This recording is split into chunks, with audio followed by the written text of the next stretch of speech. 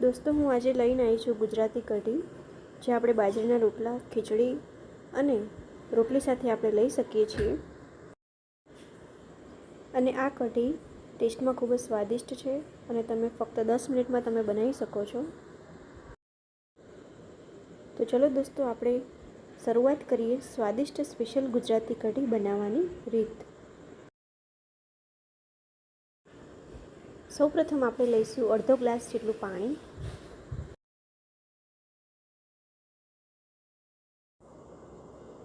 એમાં આપણે ઉમેરીશું 3 ચમચી જેટલો ચણાનો લોટ,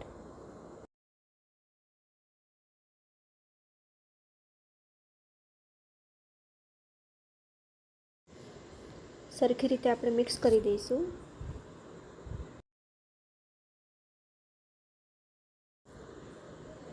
દોસ્તો અમે સરખી રીતે મિક્સ કરી દીધું છે, પણ તમારે એ ધ્યાન રાખવાનું છે કે ચણાનો લોટ એટલે કે જે નાના નાના કણી હોય ચણાની એ રહેવી ના જોઈએ, એ બધું એકદમ સરસ મિક્સ થઈ જવું જોઈએ। હવે આપણે ઉમેરીશું 3 ગ્લાસ જેટલી છાશ। દોસ્તો અમે જે છાશ લીધી છે એ અમૂલની છાશ છે, જે સ્વાદમાં મોરી છે, ખાટી પણ નથી અને બહુ મોરી પણ નથી, મીડિયમ છે, એટલે મેં સ્પેશિયલ અમૂલની છાશ જ લીધી છે। અને એમાં મેં અડધા ગ્લાસ જેટલું પાણી ઉમેર્યું છે મેં। હવે તેમાં સ્વાદ અનુસાર મીઠું ઉમેરીશું। આપણે તેમાં ઉમેરીશું અડધી ચમચી જેટલી હળદર।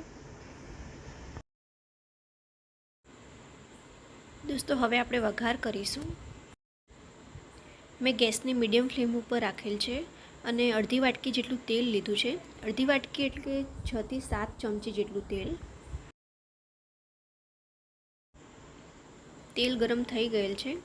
હવે આપણે ઉમેરીશું અડધી ચમચી જેટલી રાઈ,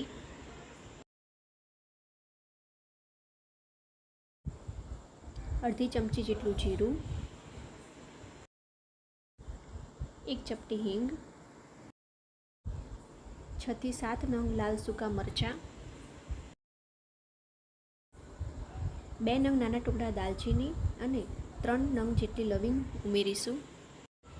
2 ચમચી જેટલું લસણ અને લીલા મરચાંની પેસ્ટ। દોસ્તો લસણને આપણે ગુલાબી થવા દેવાનું છે થોડું।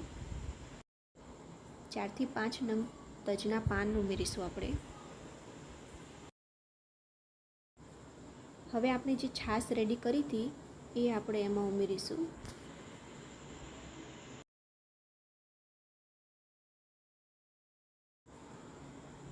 એક ચમચી જેટલું જીરું પાવડર ઉમેરીશું આપણે। દોસ્તો ફરીથી આપણે અડધી ચમચી જેટલું હળદર ઉમેરીશું। હવે તેને સરખી રીતે મિક્સ કરી દઈશું।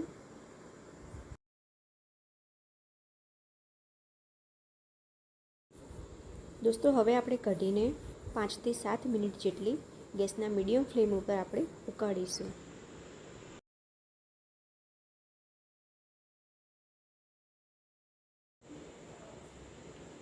દોસ્તો 7 મિનિટ થઈ ગઈ છે।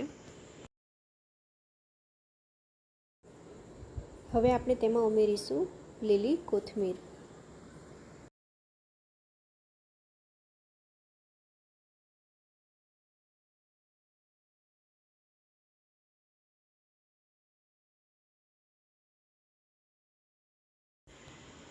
તો દોસ્તો આપણી કઢી એકદમ તૈયાર થઈ ગઈ છે અને એની ખુશ્બુ પણ ખૂબ જ સરસ આવી રહી છે અને સ્વાદમાં પણ ખૂબ જ ટેસ્ટી છે।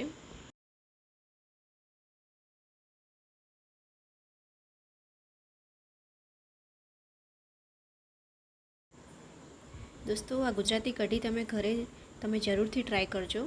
આપણી ગુજરાતી કઢી એકદમ તૈયાર થઈ ગઈ છે અને આની સ્મેલ પણ ખૂબ જ સરસ આવી રહી છે।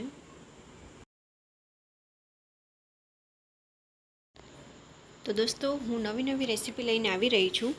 મારી ચેનલને લાઈક અને સબસ્ક્રાઈબ કરવાનું ના ભૂલશો। Thank you so much.